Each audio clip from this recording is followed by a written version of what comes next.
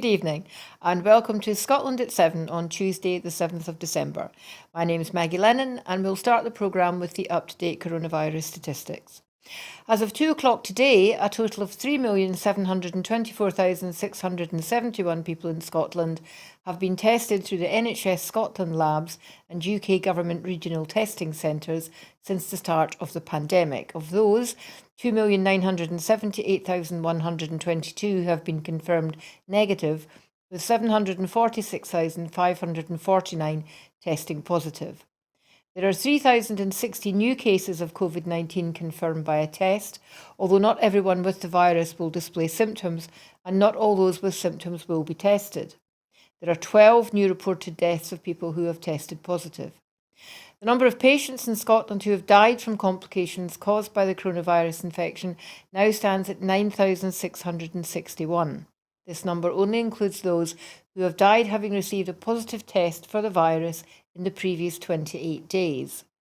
Of the people who have tested positive, 576 were in hospital last night, 38 of whom were in intensive care. As of 8 o'clock this morning, 4,355,063 people had received their first dose of the COVID-19 vaccination, and 3,962,000 people, 203, had received their second dose, and 1,922,604 had received a third dose or booster. The latest UK daily figures show 145,646 patients who tested positive for COVID-19 have sadly died from their illness, an increase of 41 since yesterday. This number refers to deaths in all settings, not just hospitals. The Office of National Statistics Update reports that in the latest week ending the 27th of November 2021, the estimated percentage of the community population that had COVID-19 was as follows: 1.65% in England, that's 1 in 60 people, 2.11% in Wales, that's 1 in 45 people, 2.24% in Northern Ireland, that's 1 in 45 people, and 1.58% in Scotland, which is 1 in 65 people.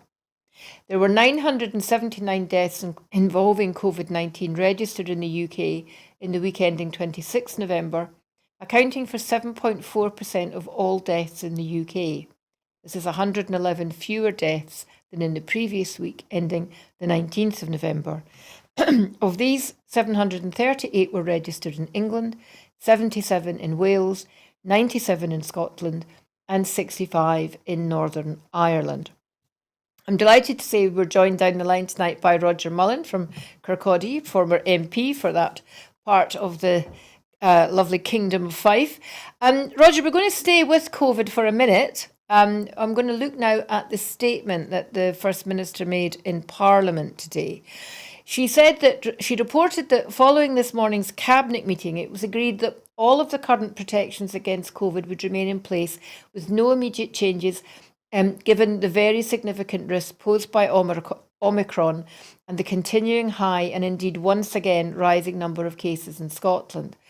The First Minister welcomed the fall in the number of people in hospital with COVID, down from 706 to 576, and in intensive care down from 54 to 38 in the last week, but she cautioned against complacency. Ms Sturgeon went on to say that the emergence of the Omicron variant is now an additional and indeed very significant cause for concern, with the estimated doubling time for Omicron cases being possible as short as 2 to 3 days, and that the R number associated with the new variant may be well over 2. The First Minister reported that there are now confirmed cases in 9 of our 14 health board areas, suggesting that community transmission is being more widespread and possibly more sustained across the country. Data from cases worldwide, including in Scotland, gives a reasonable degree of certainty at this stage that Omicron is more transmissible than the Delta variant. Early unconfirmed data suggests that Omicron is more capable of reinfecting people who've already had the virus and may have some ability to evade natural immunity. There is also a concern that it may evade to some extent the immunity conferred by vaccinations. The First Minister said the Scottish Government would do what is necessary to keep the country as safe as possible, even if that might be at the expense of being popular, and they will strive to get the right balance between acting proportionately and acting preventatively. But she warned that acting preventatively is often the best way of ensuring that action can remain limited and proportionate. Ms Sturgeon called on everyone to make an extra effort to comply with COVID protections from now through the festive period and into January by wearing face coverings in indoor public places, ventilating rooms by opening windows, and ensuring good hand hygiene. And she emphasised two important protections particularly strongly. Firstly, to work from home wherever practical, and secondly, to take a lateral flow test before mixing with people from other households and whenever people intend to go out in public. The First Minister praised the take-up of vaccinations in Scotland and urged everyone to get themselves their first, second and booster jab, as well as the flu vaccination if they are eligible for it. Roger, we're not really able to say what's going to happen because there are so many unknowns. Jason Leach said today we can't brief the First Minister on the impact of the science yet because we don't have the answers and therefore she can't brief the Scottish public. But certainly the fact that the R number is now over 2 possibly and seems to be more transmissible than Delta, with big questions round about immunity and vaccination. Are we, do you think, headed for tighter lockdowns before Christmas?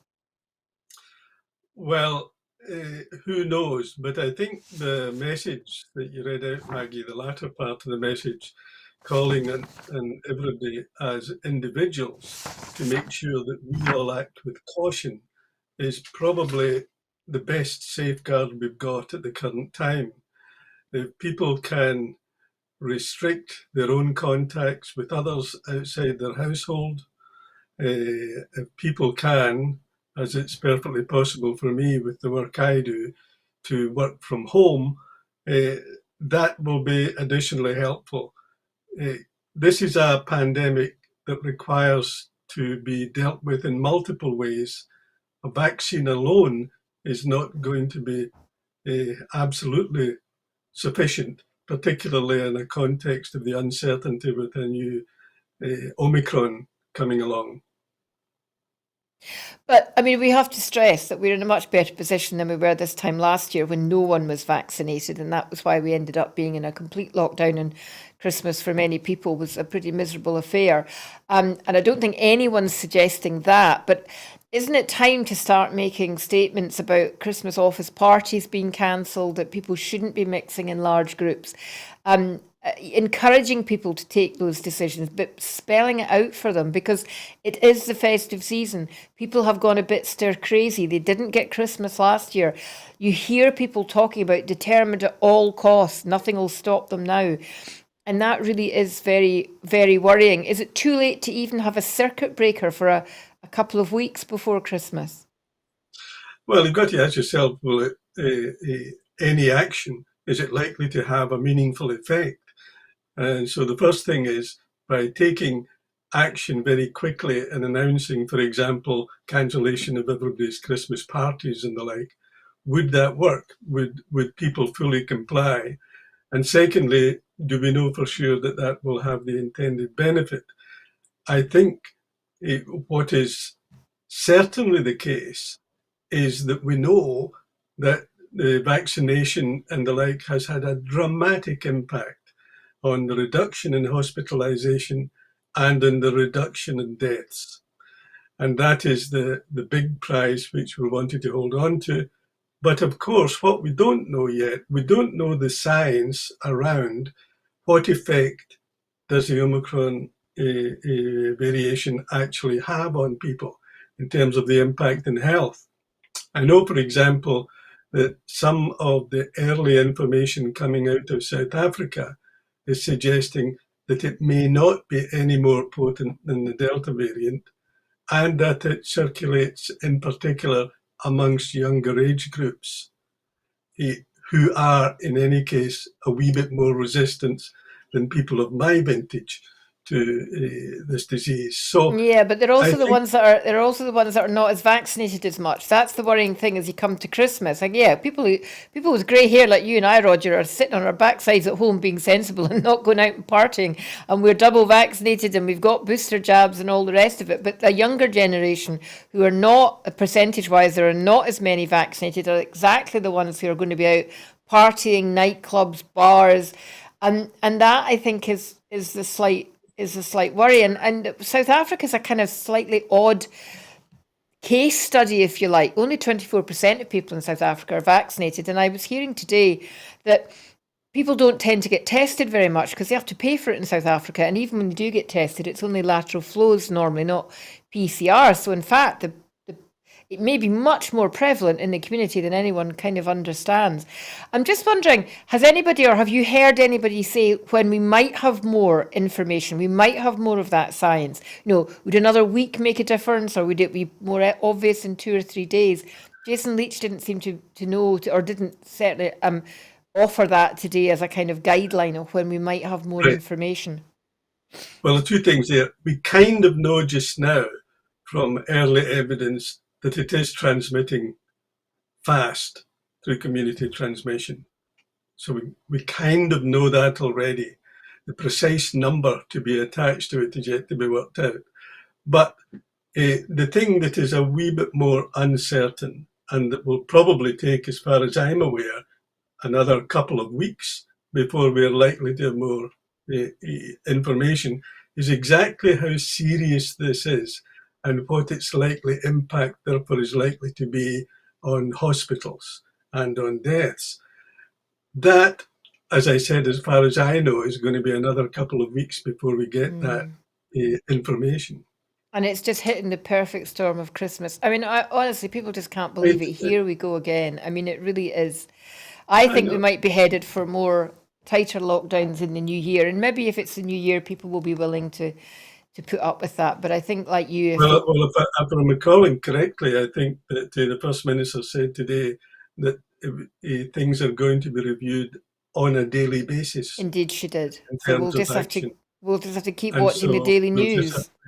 Indeed. But I mean, back to a point you made before, I mean, the, the best thing we can all do is encourage everyone who's not been vaccinated to get vaccinated, and quick.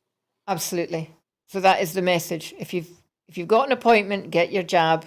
Just go with it. Absolutely. Okay, overseas now. Tens of thousands of Afghans were unable to access the UK help following the fall of Kabul because of turmoil and confusion in the Foreign Office, according to a devastating account by a whistleblower. A former diplomat has claimed that bureaucratic chaos, ministerial intervention, lack of planning, and a short hours culture in the department led to people being left to die at the hands of the Taliban. The evidence of Raphael Marshall was deemed so serious that an internal inquiry was launched when he presented his account to the former Commonwealth Development Office Permanent Secretary, Sir Philip Barton, at the end of August. Following the comments from the whistleblower, the SNP has demanded UK ministers apologise, accept responsibility and do more to make up for their failures. The SNP's Foreign Affairs spokesman, Alan Smith MP, has said that means immediately bringing in the long-awaited Afghan resettlement scheme, reversing cuts to aid and creating safe and legal routes for refugees to settle in the UK. According to Marshall, a former FCDO desk officer, foreign officer failures include the fact that only 5% of the 150,000 people who requested help received any. No one in the team dealing with requests had studied or had any detailed knowledge of Afghanistan or had ever worked there. No one spoke any Afghan languages, with calls to people asking for help having to be conducted in English. And decisions about who to rescue were arbitrary, and thousands of emails pleading for assistance were not even read. The IT system was dysfunctional as a result of the ill-thought-out merger of the Foreign Office and International Development Department, with 8 soldiers drafted in to help having to use one computer. Dominic Raab was slow to make decisions on difficult cases and did not fully understand the situation. It's a pretty damning report, Roger. I don't think some of us are quite surprised. We know that, or we anticipate that there are still 12,000 people who are eligible for the ARAP scheme. That's a scheme bringing in people from Afghanistan who worked with the British forces, are still waiting to come to Britain. And the 20,000 vulnerable Afghans that the government promised they would bring over 5 years, that scheme hasn't even opened yet. But it does seem that this has been left to fairly junior people in the Foreign Office to manage. It's no wonder they didn't manage to get through the numbers or that they made sensible decisions.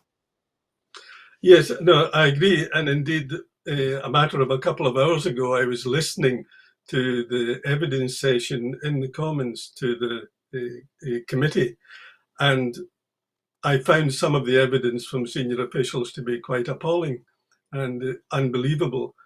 For example, the permanent undersecretary was there defending the fact that even though they knew the instability of Afghanistan and what was happening, he decided himself to go on holiday on the 9th of August. And that coincided with the same time that the Secretary of State himself was going on holiday. So while they were going on holiday, this crisis was emerging. You then had the problem in the UK government that it was not being dealt with coherently by one body. It was split between 3 different departments. And that led to 3 different types of programs running, one with the other, and all the problems of coordination in that regard. And I also felt that the evidence that was given was more than a little economical with the truth about when they knew that in actual fact the Taliban had won and it was leading to the collapse in Kabul. They knew a good few days before it actually happened what was about to happen. And I just find this whole thing desperately sad for those that have been left vulnerable. I actually tried to do my best to try and get someone out myself and was unsuccessful. And there are people still there, still with real connections to the UK, some with real connections to Scotland, as I know, and it can't get out at the moment. But also we know, sadly, that people are being killed because of their connection to the UK security services, for example. And indeed, some people working for NGOs, voluntary charitable organisations, have suffered very badly under the current regime. So this is a real humanitarian crisis that's on our hands. And for that humanitarian crisis to be met by utter incompetence from the UK authorities beggars belief. No, and I think it's, Dominic Raab goes on television and says, oh, compared to other international efforts, we did really well. Well, that's not really the element. You don't compare yourself with other incompetence. The fact is that the British government knew full well, had they really had their ear to the ground, that this was going to happen. They could see the Taliban emerging and resurging across the territory. Locals were telling them this was going to happen. And they seem to suggest it was just a huge surprise and no one was expecting it. And as you say, there are people who really should have been prioritised to get out that haven't been, and many of them have been killed, not least, of course, a lot of women. So we'll stick with refugee issues at the moment then. Takes us nicely to the next story. The SNP has warned that the Nationality and Borders Bill, dubbed the Anti-Refugee Bill, will destroy the lives of the most vulnerable people in the world and has demanded that the UK government scrap it immediately. The bill, which has been widely criticised by MPs, the UNHCR, NGOs, refugee charities and human rights lawyers, is returning to the House of Commons today and tomorrow for its remaining stages. Speaking ahead of the debate today, the SNP's Home Affairs spokesman Stuart MacDonald said, "The hateful anti-refugee bill, if passed, will see people seeking asylum criminalised with an offence punishable up to 4 years in prison, whether they have fled the Taliban in Afghanistan, sought refuge from a war in Syria, or escaped religious or any other type of persecution. Instead of community placement of asylum seekers, we will see them warehoused in appalling conditions similar to Napier barracks or even worse, offshored thousands of miles away, replicating an Australian system that saw horrendous human rights abuses, huge costs, and other failures. We have seen the tragic stories of people dying trying to get to the UK to seek safety. The danger is that this bill will cause even more people to take dangerous journeys if safe and legal routes such as family reunion are taken away. Criminalising people will not stop it. It's also a full frontal assault on the UN Refugee Convention and breaches the UK's international obligations. This really is one of the cruelest policies I've seen come out of the Home Office. Stuart McDonald's not wrong, is he, Roger? No, he's absolutely right. And indeed, I would go further. I think another thing that is being defied by this is the United Nations Declaration on Human Rights. And on Thursday of this week is the celebration of 73 years since that was signed. And this bill completely runs counter to international agreements of people's human rights, as well as the Refugee Convention. So this is the UK playing to the lowest common denominator in our society. And it is just leaving huge numbers of people vulnerable at the risk of death, at the risk of exploitation, at a time when we could be giving a helping hand. But there's so much in the bill. I mean, a lot of focus has been on the impact it will have on people fleeing, forced migrants. But actually, within the bill, there's a suggestion that possibly up to 6 million people in the UK who are British citizens, who have one or two parents who are originally from overseas, could have their citizenship removed from them. And that's not really getting much coverage either. It's like Windrush on steroids. Yes, I think what it's doing is it's giving a lot of power to the UK government, centralising a lot of the authority so that it can decide things like a whim. Indeed, I would compare it, for example, to the Internal Market Act in economic terms, where the UK government have pulled back powers into itself that previously we thought were the preserve of the devolved governments. Here, what you've got is you've got, by moving out, you get in part a Brexit effect here, moving away from the European Union and its commitments, that the UK taking unto itself the power to be as a anti-refugee, anti-human rights as it decides it wishes to be. And, you know, I think that's a very dangerous situation for the society as a whole. And as you say, many people are going to be vulnerable. Now, I don't think there's going to be millions of people losing their citizenship, but I think the risk is they create a context where they can, at any time, decide some groups will lose their citizenship. Yeah, and then that becomes really, really sinister, depending on what the criteria is that they use for that. I mean, the British government, the current British government, have been made no secret of the fact that they might quite like to actually unsign the Human Rights Act. They might decide to get rid of it. There's been a talk of replacing it with a Bill of Rights. And at the moment, the UK is just coming up to that period where the UN conduct their sort of human rights report card, and we look at what the human rights system in the UK looks like. And certainly I suspect that the report card this time will be pretty damning. Staying back closer to home in Scotland, the 2022-2023 Scottish Budget will include a range of measures backed up by investment to end Scotland's contribution to climate change and create green jobs. Speaking ahead of the budget, Scottish Government Minister and Scottish Green Party co-leader Patrick Harvie said the budget will deliver key priorities from the agreement between the Scottish Government and the Scottish Greens. Mr Harvie said the budget will be presented in Parliament on Thursday will put Scotland on a path towards securing a fairer and greener future. It's the first step on delivering commitments to tackle the climate emergency made in the agreement between the Scottish Government and the Scottish Greens. That means investing now to cut pollution from transport, make homes warmer and more energy efficient, and restore our natural environment. The budget process is a core part of our shared agreement made in August, and we will help to accelerate efforts to become a net zero economy and support people, businesses and communities to recover from the impacts of the pandemic. The budget will invest in new measures to end Scotland's contribution on climate change and create green jobs. Well, the government know that they'll get the budget through because of the agreement with the Greens, so they don't have to worry about that.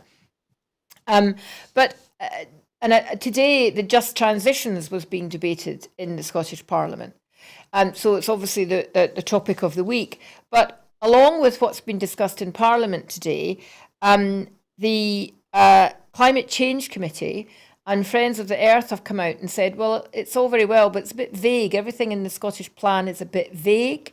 They've missed their greenhouse gas emissions targets for 3 years running. We need a bit more detail.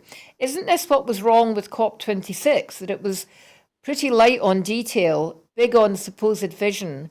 And what worries me is if we don't get down to that detail quite soon, we don't get down to that nitty gritty, people just think it's not going to happen, and they just take their they take their eye off the ball. They just don't think it's serious enough. Yeah, well, the first thing I would say is that we don't know precisely what the detail is going to be in the budget on Thursday. So I think we've got to wait and see where the full range of investments are going to be.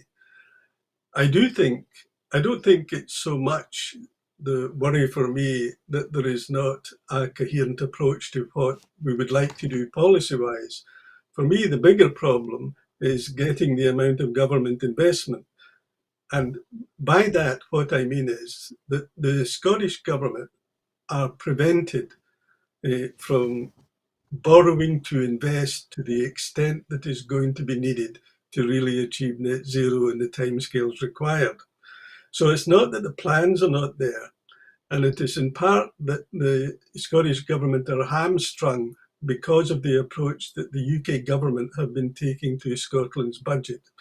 So I think that what we've got to do here is recognise that to achieve these environmental aims and to achieve these climate aims, we need to achieve independence as well, and as soon as possible. Because under the current settlement, it's difficult to see how the Scottish Government are going to have the ability to act on the economic scale required. Well, that takes us nicely to the next story then, Roger, because a majority of voters across the UK who have expressed an opinion support an independence referendum being held within the current term of the Scottish Parliament, according to a new poll. The Savante Comres poll found that 37% of people in the UK support Scotland holding a referendum before 2024, with 31% opposed, and that equates to 54% against 46% on a binary basis. The poll also found that 50% of 2019 Labour voters would support an independence vote being held, with only 23% against, meaning that more than 2/3 of Labour voters expressing a view back a referendum. This follows recent polling in Scotland that shows that a majority of people expressing a view want to hold a vote within the current term of the Scottish Parliament. Commenting on the poll, SNP MSP Neil Gray said, along with the people of Scotland, this poll shows that voters across the UK recognise the cast iron mandate for an independence referendum that the people of Scotland delivered at the ballot box in May. This poll also presents big questions for Labour, as Keir Starmer and Anna Sarwar continue to be deniers of democracy, like Boris Johnson. However, their voters are at odds with them, as half of them would support a referendum within the current Scottish parliamentary term. I suspect that half of Labour voters are at odds with them over other things as well. But obviously, supporting the right to have a referendum isn't the same as supporting a yes vote. We need to make that clear, don't we? Oh, absolutely. And the people who support it, there are Democrats on different sides of this argument who recognise the right of the Scottish people to have a choice, particularly because of the changes that have taken place since 2014. So, yeah, so it's good to see this head of steam building up. I think it's building up in different ways. I think the independence movement has to be a bit better at coming together and making sure that we're really driving forward and that we're talking to the people that need to be persuaded and not just talking to ourselves all the time. So I think there's a lot of work to be done, but I think the signs are that the ground is beginning to shift. Well, let's hope so. I've just been handed a story that's just come in, actually, which is quite damning. There's been a leaked footage which shows a senior Downing Street staff member joke about Number 10 hosting a Christmas party last year, and Ian Blackford's been pretty annoyed about it. This video is damning and leaves the Prime Minister with a lot to answer for. When every individual up and down the country was told to stay at home in order to protect the NHS, the Tories were instead having a Christmas party, which, as a senior staff member has now confirmed, was not socially distanced. If this is true, then the Prime Minister's position is untenable and he must remove himself from office immediately. Could this be what does it, Roger? Uh, Under previous circumstances, you would have thought lots of things in the past would have done it and Boris Johnson wouldn't be here to begin with.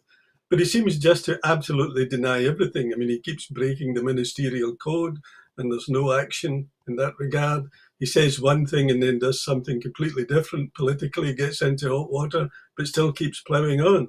So although there may be absolute logic to what Ian is saying, I see little sense that Boris Johnson is ever going to easily step aside. I think what it's going to need is the equivalent of what many years ago Harold Macmillan called the Night of the Long Knives. We're going to need to have the Tory party senior people going to Johnson and telling him his time's up and for goodness sake go now. But they're still leading in the polls, and they won a recent by-election, albeit with a reduced majority, but that was really because the turnout was only about 40% over a much higher percentage at the general election. It's not just him that's breaking the ministerial code. His senior ministers are breaking the ministerial code. Goodness knows how many times Priti Patel has been accused of that, and that doesn't seem to make a difference. Perhaps the strangest thing about the whole Christmas party story is the police's ridiculous statement that they don't investigate things that have happened in the past. What, we live in some dystopian universe where we have to be able to predict a future crime before we investigate it? I'm sure someone made a Hollywood movie about that. So, it seems that he's protected in all positions. And I don't know why the opposition aren't up in arms and challenging the police's view on this. Well, I mean, I'm unaware of who precisely it was made that statement, which of course is completely ridiculous, because when the police are asked to investigate crimes, it's because a crime has been committed in the past. Exactly, so, it's an absolute nonsense. But when you've got the powers of the law and justice on your side, even when you're breaking the law, it's difficult to see how we're going to get rid of them. Anyway, enough of Boris Johnson. The Scottish Government joins the boycott of the Winter Olympics. The Scottish Government has confirmed that it will not be sending any diplomatic representatives to the Winter Olympics in China because of ongoing concern about the human rights situation. A situation which has led to some campaigners calling it the Genocide Games. This news comes as the US announces a diplomatic boycott of the Games. White House Press Secretary Jen Psaki made the announcement yesterday and was very clear that the decision was based on China's ongoing genocide and crimes against humanity in Xinjiang and other human rights abuses. In response to written questions from Ross Greer, MSP, on behalf of the cross-party group on Tibet, a Scottish Government spokesman explained that they remain deeply concerned about serious, widespread and systemic human rights abuses committed against members of the Uyghur and other minority ethnic communities in Xinjiang, as well as by China's overall record of human rights violations, including in Tibet and in Hong Kong. The Committee for the Protection of Tibet has recently joined the international campaign calling for a diplomatic boycott. The group is delighted that the Scottish Government has made their stance clear and chosen to prioritise human rights. I don't think the Westminster Government have made any comment yet, have they? I'm not aware of them having made any comment, which strikes me as very surprising indeed. Well, not really. We've just admitted they've got absolutely no interest in human rights. You can probably see why they don't think this is a problem. There's I mean, I was pleased to see that response to the cross-party group. I would say that, not least because at the recent SNP conference, I moved an emergency resolution on behalf of a young community journalist who was jailed for 4 years and she was jailed for 4 years because she reported on the coronavirus situation in Wuhan at the time of the outbreak. And so that I've got a record for what it's worth of being concerned about human rights abuses. So I would say this is a good thing. But I do think it is in the modern world good to think that we've got a government, in our case, a Scottish government, that is willing to stand up for human rights. I think as the story tells, I mean, the United States were the first to come out and say this. But isn't it time? Is it enough just not to send diplomats? Should we just not be boycotting the games altogether? Wouldn't that have more of an impact? Well, this is where I'm maybe going to take issue with you. The problem for me is I don't really think you're going to change Chinese policy by this action of not sending diplomats. And I don't think it would change Chinese policy by pulling athletes out of the Winter Games. I think what we are lacking internationally is a coordinated and long-run strategy to try and put more pressure on China to make sure that they begin to change and move in the direction of affording their people decent human rights. And so that I think what this calls for is more a coordinated and thoughtful longer-term strategy, because I don't think Chinese government, just as I don't think the Russians, are going to change by some short-term actions. So it's kind of gesture politics, then, you think? There's a wee bit of gesture politics in it. I mean, at times governments have to make gestures, so I'm not always condemning that.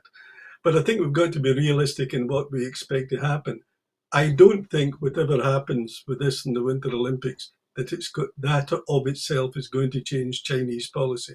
No, I don't. I think you're absolutely right. And they've kind of come out and sort of threatened darkly that there'll be consequences of this diplomatic boycott without saying what. But it might be an innocent player that gets caught up in this. It might be Taiwan again that gets caught up in this. It's maybe not threats to. They're not going to necessarily do anything to the United States or to Scotland, but other people that they're putting pressure on could suffer, and that's the the consequences of maybe taking that stance. Well, a similar situation obviously is developing in the Ukraine, and we've been covering this for a couple of weeks now. President Biden and President Putin began virtual talks on the Ukraine and other subjects today, amid fears that Moscow plans to attack its southern neighbour. President Biden will tell President Putin that Russia and its banks could be hit with the toughest economic sanctions yet if it invades Ukraine, US officials said before the video conference began.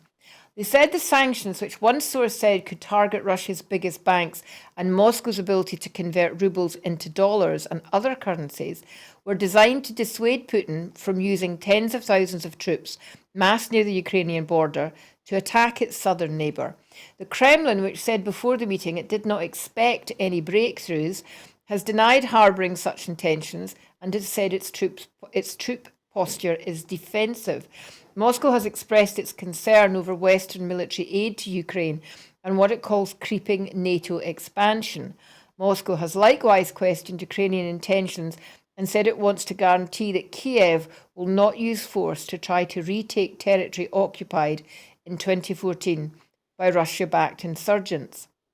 Ahead of this first direct talks with Putin since July, Biden discussed the sanctions plan with European allies yesterday, seeking a strong joint stance in support of Ukraine's territorial integrity and sovereignty.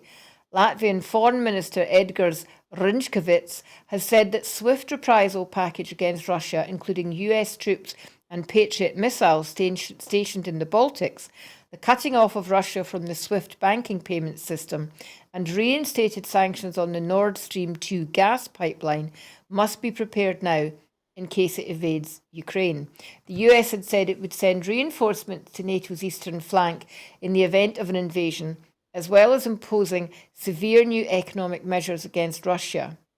With an estimated 100,000 Russian troops already gathered within striking distance of the borders, the situation is the worst it's been since 2015, when Moscow staged a large-scale incursion into Ukraine, clandestinely sending tanks and artillery to encircle Ukrainian troops and compelling Kiev to sign a peace agreement in Minsk that has since come close to collapse. Rinchkiewicz said he'd already discussed the issue with the US Secretary of State, Antony Blinken, when Latvia hosted the NATO Foreign Ministers Summit last week. Ukraine are saying they're expecting an offensive in January. Yeah. It seems to me that that might well be on the cards. Yes. I mean, if I can update you slightly on your story, the conversation has taken place between Biden and Putin, and according to the State Department, it lasted for 2 hours and 1 minute, which, as these things go, I think is a long call for two leaders of states to be online with one another. And as we speak, there's another call taking place, this time not involving Putin, but it's involving the United States, the UK, and 3 other countries in Europe to discuss what they would do as a reaction. So it looks very much as if there's concerted action being planned internationally amongst major states in the West, not merely involving the US, which I think is a sign that they too are expecting that Russia is going to act in some way. Certainly, the threats towards taking significant sanctions to affect the banking system must cause Russia some anxiety, because that could have a fairly quick and profound effect on aspects of their economy. Of course, the problem is there will also be a rebound effect into the international economy as well. So, as I see it, this is a very dangerous period we're going into. It is. It's the And Cold War too, isn't it? it's a Cold War II writ large in some ways, that because, you know, in the Cold War, a lot of the action was taking place at a distance. But this time, what we've got is over 100,000 troops, as I understand it, right on the borders of Ukraine, where obviously with the military capability of invading very quickly, and with the West saying the retaliation is probably not going to be military, but the retaliation is going to be very severe in terms of economic action. So this is a very dangerous period for the world. It's particularly dangerous period, of course, for the poor people in Ukraine. I mean, one of the reasons that Putin is so disgusted with Ukraine is because Ukraine have made it clear they want to join NATO. So this is seen as an attack on NATO. So although we're saying there won't be a military response, there might well be a NATO-led military response to any incursion. So we could see fighting, and we could see NATO troops involved in that. And that could happen really quite quickly. It would be, I would say that would be even more likely if Ukraine was a full member of NATO.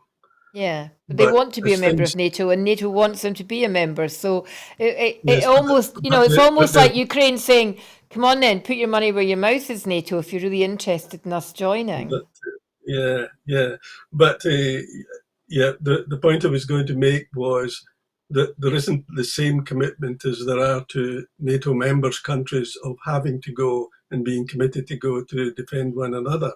Yeah. That does not apply in the same way to Ukraine. That's not to say that there might not be the risk of military action, but it won't be as certain as it would be if Russia was threatening a NATO member with military action. You can't help thinking, with a leader that rides bareback and bare chested and wrestles bears and whatever else he does in his spare time, is the kind of leader that's actually only going to respond to threats of physical attack rather than sanctions. I'm not sure. I mean, I think you're right. It would have a devastating impact on the Russian economy, but it would also spill into the West.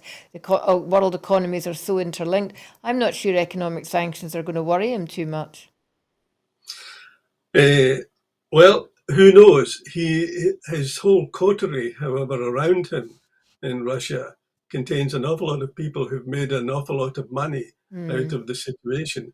And I think a lot of his key supporters would be far from happy to think that their financial empires were going to fall to a considerable extent. There's also talk about the way in which they might target these individuals on top of sanctions to the economic system, the banking system in particular. So all I can say is it looks as if in the West there's a lot of serious consideration being given to imposing sanctions of a very serious nature, possibly the most robust sanctions that have ever been imposed. That mm. shows the seriousness with which they are taking the situation. Yeah, and as you say, it's interesting that Biden is very specifically and very carefully trying to build a coalition of support for that. Well, if money Yep. talks, it might well be talking for Rohingya refugees, as they are about to sue Facebook for $150 billion over allegations that the social media company did not take action against anti Rohingya hate speech that contributed to violence. A US class action complaint filed in California on Monday argues that the company's failures to police content and its platform's design contributed to real world violence faced by the Rohingya community. In a coordinated action, UK lawyers also submitted a letter of notice to Facebook's London office. Facebook did not respond to a request by Reuters for comment about the lawsuit. The company has said it was too slow to prevent misinformation and hate in Myanmar and has said that it has since taken steps to crack down on platform abuses in the region, including banning the military from Facebook and Instagram after the 1st of February coup. In 2018, UN human rights investigators said the use of Facebook had played a key role in spreading hate speech that fueled the violence. A Reuters investigation that year, cited in the US complaint, found more than 1,000 examples of posts, comments, and images attacking the Rohingya and other Muslims on Facebook. Almost all were in the main local language, Burmese. The invective included posts calling the Rohingya and other Muslims dogs, maggots, and rapists, suggested they'd be fed to pigs, and urged them to be shot or exterminated. The posts were tolerated in spite of Facebook rules that specifically prohibit attacking ethnic groups with violent or dehumanizing speech or comparing them to animals. More than 730,000 Rohingya Muslims fled Myanmar's Rakhine state in August 2017 after a military crackdown that refugees said included mass killings and rape. Rights groups documented killings of civilians and burning of villages. Facebook's almost now got the power of a state in some regards, when with the amount of revenue it controls, the number of people it influences. They can't get away anymore by saying we're not a publisher, we're just a coordinator of content. This could be quite an important ruling depending on what happens. Oh, yes. I was actually in a debate last night around the theme of fake news, where there was quite a lot of discussion about Facebook. Uh, I used to be on Facebook. I've largely withdrawn over the last few years because I think it's just appalling the way in which it allows hate speech of many sorts to circulate, and a lot of the fake news and nonsense that is promulgated through that medium. It'll be interesting to see what happens. I don't know what the chances of success are likely to be with a class action of that sort. I think, however, the fact that the action is in the United States gives it the best chance Mm. of success, given their record on class actions, and it's the best chance of getting a very high award, which is no doubt why they put down this eye-watering sum of money that they want to exact out of Facebook. So, yeah, I think Facebook have got a lot to answer for in this society, not just in the examples you've given, Maggie, but those examples are particularly worrying and led, or at least help to fuel some of the most appalling violence against people. And also the manipulation of democracy. I mean, we know the role that Facebook has played, for example, in the American elections at the hand of the Russians that no one is denying. And if Facebook's bad, my goodness, Twitter is 1,000 times worse in terms of the absolute vitriol that's poured out there on a daily basis. I mean, I hardly ever engaged with Twitter for that reason. It really is absolutely toxic. And it's worth repeating that these abuses were made in spite of Facebook's own supposed self-regulatory procedures. I mean, I've known, pretty decent friends be put into Facebook jail for 48 hours for daring to publish maybe say an image of a pregnant woman because that breaches some kind of standard, and yet this gets away. So Facebook only turn around and say, well, we'll tighten things up. There's no evidence that they're doing that. Do you No, think it's no, enough to? I mean, it's interesting. They changed their name recently, didn't they? The name of the company that yeah. manages them, and there was some suggestion that that was to try and deflect some interest. Do you think there's any chance that we might see an end to these massive social media platforms? It's very difficult to see how it will actually come to an end. I think what it does mean, however, I mean, one of the things I would argue is there needs to be much tighter regulation imposed on them rather than self-regulation. Self-regulation is quite clearly not working, and it's not enforced sufficiently because of that. I would personally remove the cover that companies often get, a thing called limited liability, which prevents you from tackling the individuals that Mm.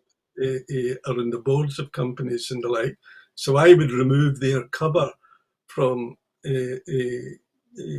legal claims and the like. I just think there needs to be much greater control over what's happening. If I've got the time, I can tell you one wee funny story about what Yes, happened indeed. with Facebook.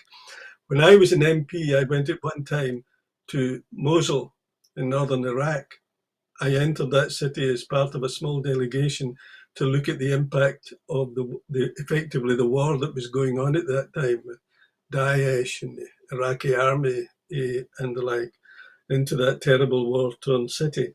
I came back home and David Pratt, the journalist, wrote a very kind article about it, about me entering that city amidst the conflict.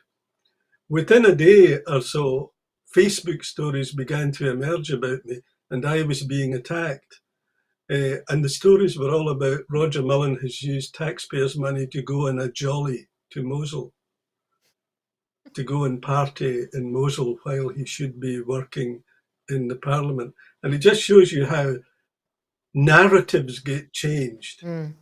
to put severe spins on what might be real events, but the way in which they get promulgated through something like Facebook is a complete nonsense. Yeah. Well, I mean, Now, in my anyone case, that it was relies on social media to get news is clearly someone you don't want to trust. I mean, that's the other thing about social media platforms. They become echo chambers where people just repeat the sorts of things that they support and they want to absolutely, hear. It absolutely, and doesn't you can. really it doesn't really change opinion, but it does allow people to put Mhm. on the most vile.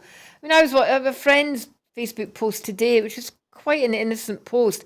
I was quite surprised how quickly it turned really vicious, and I thought, you've got some dodgy friends you need to get rid of.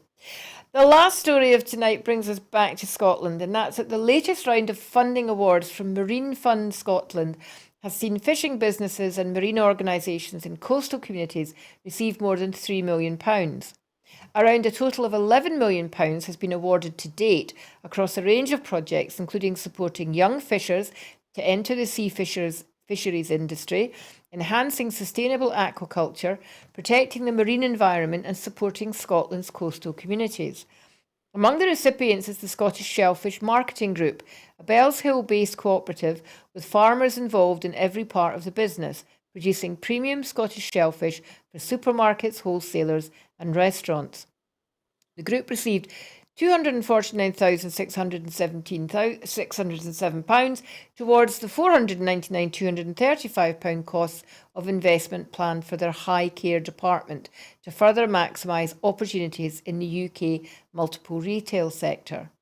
Forth Marine also attracted funding of just under £250,000 towards the construction of a new storage processing distribution facility outside North Berwick for seafood caught in the Firth of Forth by East Lothian fishermen.